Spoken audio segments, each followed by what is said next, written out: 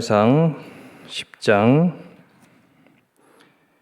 1절에서 9절 말씀입니다.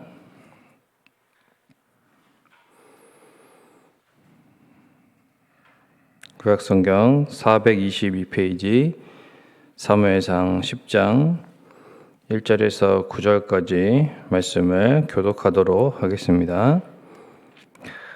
이에 사무엘이 기름병을 가져다가 사울의 머리에 붓고 입을 맞추며 이르되 여호와께서 내게 기름을 부으사 그의 기업의 지도자로 삼지 아니하셨느냐.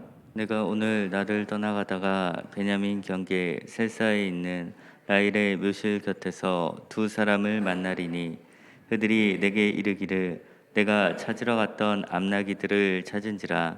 내 아버지가 암나기들의 염려는 놓았으나 너희로 말미암아 걱정하여 이르되 내 아들을 위하여 어찌하리요 하더라 할 것이요. 내가 거기서 더 나아가서 다볼 상수리 나무에 이르면 거기서 하나님을 배우려고 베델로 올라가는 세 사람을 만나리니 한 사람은 염소 새끼 셋을 이끌었고 한 사람은 떡 세 덩이를 가졌고 한 사람은 포도주 한 가죽 부대를 가진 자라. 그들이 내게 무난하고 떡 두 덩이를 주겠고 너는 그의 손에서 받으리라. 그 후에 내가 하나님의 산에 이르리니 그곳에는 블레셋 사람들의 영문이 있는지라. 내가 그리로 가서 그 성읍으로 들어갈 때에 선지자의 무리가 산당에서부터 비파와 소고와 저와 수금을 앞세우고 예언하며 내려오는 것을 만날 것이요. 내게는 여호와의 영이 크게 임하리니 너도 그들과 함께 예언을 하고 변하여 새 사람이 되리라. 이 징조가 내게 임하거든 너는 기회를 따라 행하라. 하나님이 너와 함께 하시느니라. 너는 나보다 앞서 길갈로 내려가라. 내가 내게로 내려가서 번제와 화목제를 드리리니 내가 내게 가서 내가 행할 것을 가르칠 때까지 7일 동안 기다리라. 그가 사무엘에게서 떠나려고 몸을 돌이킬 때에 하나님이 새 마음을 주셨고 그날 그 징조도 다 응하니라. 아멘.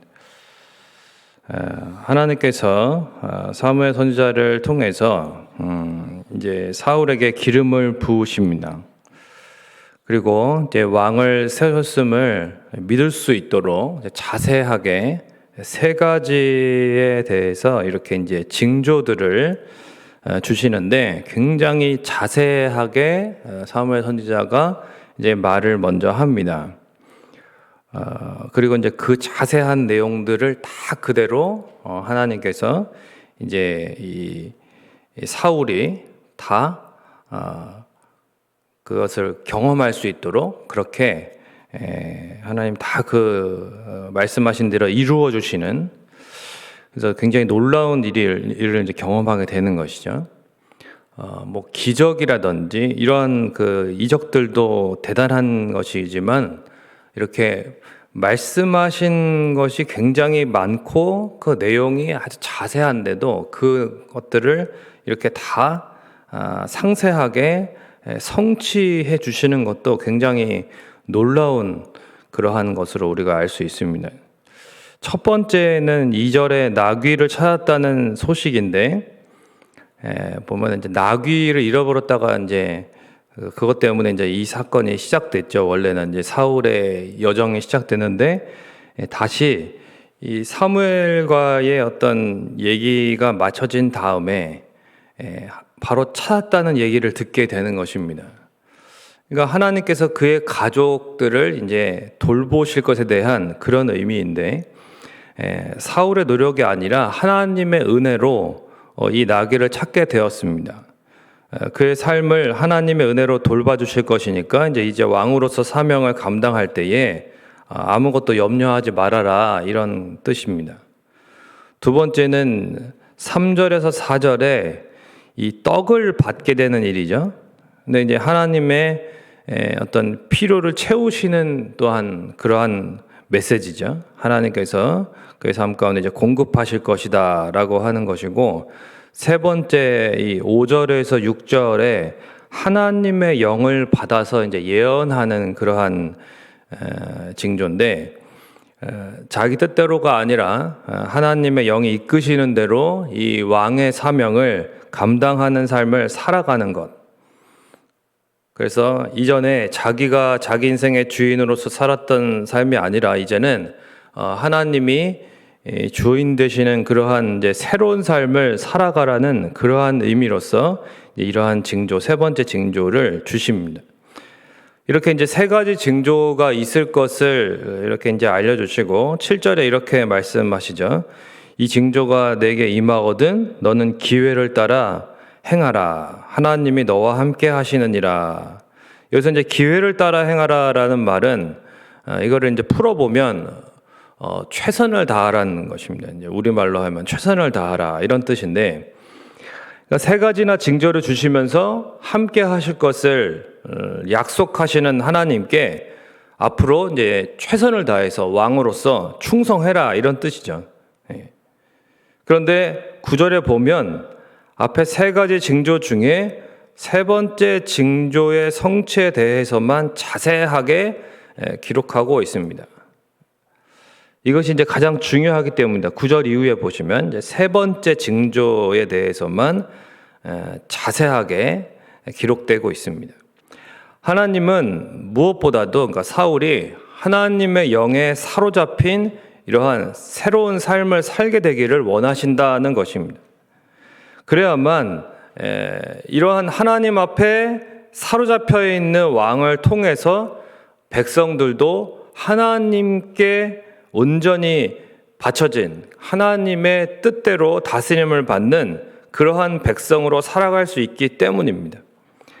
이것이 바로 이제 이스라엘 왕의 독특한 점이죠. 이방 나라 왕들과는 다르게 이방 나라 왕들은 그냥 사람이 세우고 또 뭐 세습해서 세우고, 물론 이제 이스라엘 왕도 세습으로만 볼 수도 있지만 그러나 하나님께서 반드시 허락하시는 방법으로 세워지게 되어 있습니다.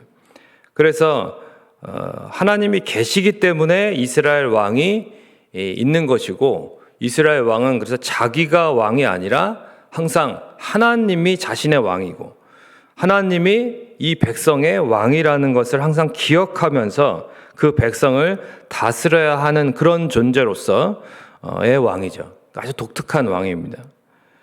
세상의 왕과는 다른. 이 말씀을 신약 시대의 우리들에게 이제 그러면 어떻게 적용할 수 있을까라고 할 때에 베드로전서 2장 9절에 보면 성도들을 왕 같은 제사장이다 이렇게 이제 말씀하고 있습니다. 성령의 기름 부으심을 통해서 우리도 존귀한 왕적인 존재들이 되었다라고 말씀하고 있는 것입니다. 제사장은 말할 것도 없고요. 왕도 하나님과 백성 사이에 중재자 역할을 해야 했습니다. 그러니까 구약 시대의 왕이 하나님과 백성 사이에서 하나님의 왕되심을 드러내면서 하나님의 통치를 구현해야 하는 존재였던 거죠. 그런 것처럼 신약 시대의 왕적인 존재인 우리들도 하나님의 왕되심을 드러내면서 하나님의 통치를 구현해야 하는 그러한 존재들이라는 것입니다. 이 말을 조금 더 풀어서 본다면 우리가 존재하는 목적이 하나님의 통치를 드러내는 그러한 하나님의 은혜의 방편이라는 것입니다. 하나님께서는 우리에게 이러한 왕적인 존재로서의 사명을 감당할 수 있도록, 하나님의 왕되심을 나타낼 수 있도록 이미 많은 증거들을 주십니다. 사울에게는 세 가지의 구체적인 증거를 주셨다면 우리에게는 하나님께서 믿음의 많은 증거들을 주십니다. 그리고 돌봐주십니다. 필요한 것을 때를 따라 도우시는 은혜를 베풀어 주셔서 지금까지 우리가 지내올 수 있었습니다. 십자가와 부활의 복음을 주셨고 성령의 내주하심과 은사들을 주십니다. 그래서 성령의 열매를 맺으며 살아갈 수 있도록 우리에게 성령께서 함께 해주시고 또 맡겨진 직분들이 우리 가운데 있습니다. 그래서 우리는 여기 계신 대부분의 이제 우리 성도님들이 다 직분이 있으시죠. 모든 것이 하나님의 은혜라는 것이죠. 그리고 이제껏 하나님께서 인도하셔서 살아왔다는 것을 이렇게 이제 말할 수 있는 수많은 간증거리들을 하나님 주셨어요. 예. 간증을 할 수 있는 내용들이 다 있습니다. 늘 성령의 이끄심을 받아서 하나님의 왕되심을 드러내고자 기회를 따라 우리가 최선을 다해서 애쓰는 왕 같은 성도들이 되도록 하나님이 우리에게 이렇게 베풀어 주셨다는 것입니다. 말씀을 맺겠습니다. 오성과 한음 이야기에 나오는 오성 이항복의 후손인 우당 이회영이라는 인물이 있었습니다. 이분은 명동성당 일대의 땅을 대부분 소유한 거부였습니다. 예전에 6명의 정승, 2명의 대제학을 배출한 명문가라고 합니다. 그런데 1910년에 이제 한일 합방 조약으로 인해서 국권이 빼앗기게 되니까 나라를 잃은 이러한 상황 가운데에서 이회영은 자기 가족을 데리고 압록강을 건너서 만주로 향하게 됩니다. 워낙 부자였기 때문에, 워낙 거부였기 때문에, 명문가였기 때문에 일본 정부도 그를 이렇게 이제 회유해서 그렇게 이제 하려고 했는데 절대로 응하지 않고 모든 재산을 우리나라의 독립을 위해서 사용하기로 결심을 한 것입니다. 당시 급하게 처분했음에도 당시 돈으로 40만 원, 그러니까 지금으로 치면 600억 원에 해당했다고 합니다. 제값을 받지 못한 것까지 계산하면 아마도 오늘날 따지면 한 2조 원 정도에 해당하는 그러한 재산이었는데 그 모든 것을 쏟아부어서 만주에 신흥 무관학교를 세우고 3,500명의 독립군을 길러내서 독립투쟁의 뿌리가 되었습니다. 더 많은 독립군을 길러내고 학비와 식비를 전액 무료로 제공하기 위해서 그와 그의 가족들은 극심한 가난에 시달려야 했다고 합니다. 하루에 밥 한 끼 먹기조차 힘들 정도였고 그의 형제 중에 4명을 항일 운동으로 잃었습니다. 그럼에도 그에 대한 독립을 위한 그러한 열정을 결코 멈추지 않았습니다. 비록 1932년에 66세에 어떤 사람이 밀고를 해가지고 체포가 되었고 일본 경찰의 모진 고문에 안타깝게도 광복을 보지 못하고 죽게 됩니다. 그렇지만 이런 분들의 고귀한 희생과 헌신이 있었기 때문에 이 나라가 주권을 회복할 수 있었던 것이죠. 우리 대한민국이 그 주권을 잃은 처참한 상황 가운데에서 이렇게 나라의 주권을 회복하기 위해서 자신의 모든 것을 다 드렸던 사람들의 희생과 섬김이 있었기 때문에 우리가 이렇게 자유로운 주권을 가지고 있는 나라에서 살아갈 수 있다는 것입니다. 왜 그들이 그렇게 살았을까요? 특별히 독립운동을 한 수많은 조상들 가운데에 거의 대부분이 이 신앙을 가지고 그리스도인으로서 그 33인 대표 가운데에도 그리스도인들이 대다수였다고 합니다. 기독교인들이. 하나님께서 자신의 삶 가운데에 왕이 되어 주셨기 때문에 왕이신 하나님의 백성이고 그러한 정체성을 늘 잊지 않고 자신이 살아가는 가운데 이 땅에 잃어버린 주권 회복을 또한 내 동족에게 주어야겠다. 그래서 나는 하나님 나라의 백성으로서 마음은 자유하지만 나 혼자 마음이 자유하고 나 혼자만 하나님 나라의 그 특권과 복을 누리는 것, 저 천국의 시민권을 가지고 있는 것을 그치는 것이 아니라 이 땅 가운데에 내 동족이 주권 없이 살아가는 이 비참한 현실을 극복할 수 있도록 도와줘야겠다라고 하는 그런 헌신적인 마음을 가짐으로써 하나님께서 이러한 자비롭고 은혜로우신 분이라는 것을 하나님의 통치를 드러내는 삶을 그들이 독립운동을 통해서 자신의 전 재산을 다 바치면서 그렇게 어려움 가운데 살아가면서까지 그렇게 솔선수범하는 모습을 보여주었다는 것입니다. 이 모든 것이 이 민족을 향한 왕이신 하나님의 뜻이기 때문에 그분의 다스림 앞에 내 가진 것을 들여서 민족 해방을 위해서 애쓰리라라고 하는 고귀한 다짐과 실천을 감당할 수 있었던 것이죠. 여러분, 우리의 삶의 진정한 주권자, 왕이신 분이 하나님이라고 할 때에 그것은 우리의 삶 가운데에 주권을 하나님 앞에 올려드리고 하나님께서 진정한 나의 삶의 왕이심을 내가 가지고 있는 것을 왕이신 하나님의 뜻에 순종하면서 나아갈 때에 그것이 드러나는 것입니다. 말로만이 아닙니다. 신약시대의 왕적인 존재로서 늘 성령의 이끄심을 받아서 하나님의 왕되심을 드러내고자 기회를 따라 최선을 다해서 살아가며 애쓰는 왕같은 성도들이 되시기를 주님의 이름으로 축원을 드립니다. 이 시간 우리 왕이신 나의 하나님 이 찬양 드리시고 기도하시다가 돌아가시겠습니다. 왕이신 나의 하나님, 내가 주를 높이고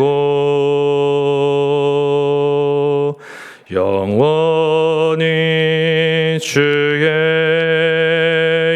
이름을 송축하리이다.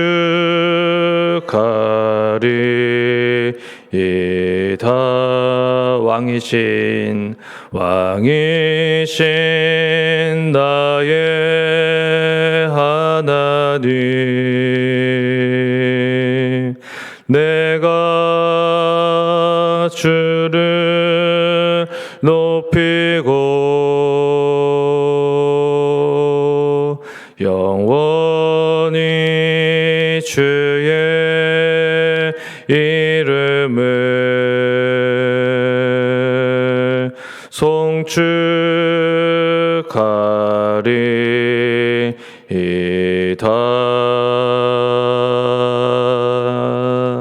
이 시간 우리 함께 말씀을 기억하면서 기도하시고 돌아가실 텐데요.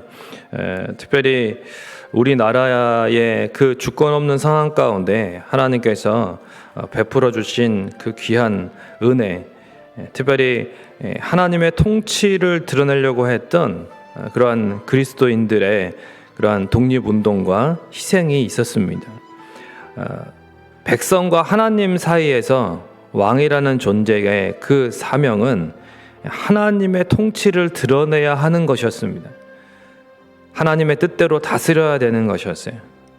신약시대에 우리가 왕적인 제사장이라고 할 때에, 그렇게 존귀한 존재라고 할 때에 단순히 천국의 시민권을 가지고 하나님이 왕이심을 나의 삶 가운데에서 말로만 하는 것이 아니라 정말 내 삶 가운데 가진 모든 것을 하나님의 뜻대로, 왕이신 하나님의 것으로 온전히 하나님이 원하시는 대로 사용할 수 있어야 되는 것입니다. 나의 생명과 시간과 나의 물질이 왕이신 하나님의 것이며 하나님께 순종함으로 나의 삶을 온전히 드릴 수 있는 그런 왕적인 존재들이 하나님의 왕되심을 존귀하게 나타낼 수 있습니다. 그러한 왕이신 하나님을 온전히 드러낼 수 있는 왕적인 존재로서의 사명을 잘 감당할 수 있도록, 또한 하나님께 그래야 영광을 올려드리고 개인적인 기도 제목을 가지고 또 교회를 위해서, 오늘 복된 주일 예배를 위해서 기도해 주시고 돌아가시겠습니다. 기도하겠습니다. 좋으신 아버지 하나님, 은혜와 사랑을 감사합니다.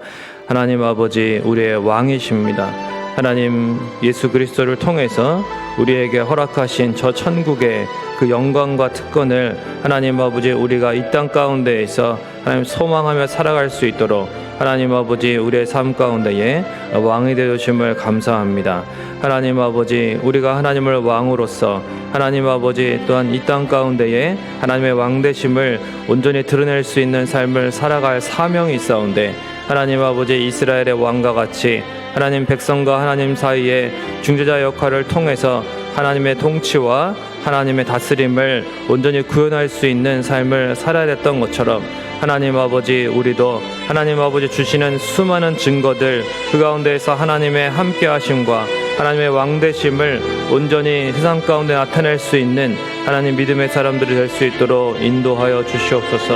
하나님 아버지, 우리가 살아가면서 하나님의 왕되심을 하나님 드러낼 수 있는 이 사명을 잘 감당할 수 있도록 하나님 아버지 늘 인식하며 살아갈 수 있도록 도와주시고, 하나님 겸손하게 하시고, 내가 내 삶의 왕이, 내 삶의 주인이 아니라 오직 하나님이 내 삶의 왕이시고 주인 되심을 하나님 우리의 삶으로 증명할 수 있도록, 그래야 우리를 통하여서 하나님의 나라가 확장되고 하나님 앞에 또한 많은 영혼들이 하나님 인도함을 받을 수 있는 그러한 왕적인 존재로서의 사명을 잘 감당할 수 있도록 하나님 인도하여 주시옵소서. 오늘 이 새벽에도 하나님 앞에, 왕이신 하나님 앞에 경배하며 머리 숙인 하나님 아버지, 우리의 기도를 들어주시고, 오늘 복된 주일 왕이신 하나님 앞에 또한 주의 백성들이, 주의 자녀들이 모여 하나님을 경배하고 예배할 때에 하나님 한량없는 은혜와 복과 회복의 역사와 부흥의 역사를 하나님 허락하여 주시고, 하나님께서 모두 주의 왕이신